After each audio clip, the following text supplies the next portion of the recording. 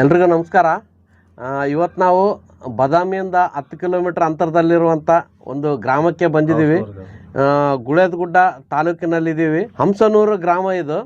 ಇಲ್ಲಿ ಗೆಳೆಯರಾದಂಥ ಗಿರೀಶ್ ಅವರಿದ್ದಾರೆ, ಜೊತೆಗೆ ಹನುಮಂತ ಅವರಿದ್ದಾರೆ. ಅವರು ಕುರಿ ಸಾಕಾಣಿಕೆ ಮತ್ತು ಕೋಳಿ ಸಾಕಾಣಿಕೆ ಮಾಡ್ತಾ ಇದ್ದಾರೆ.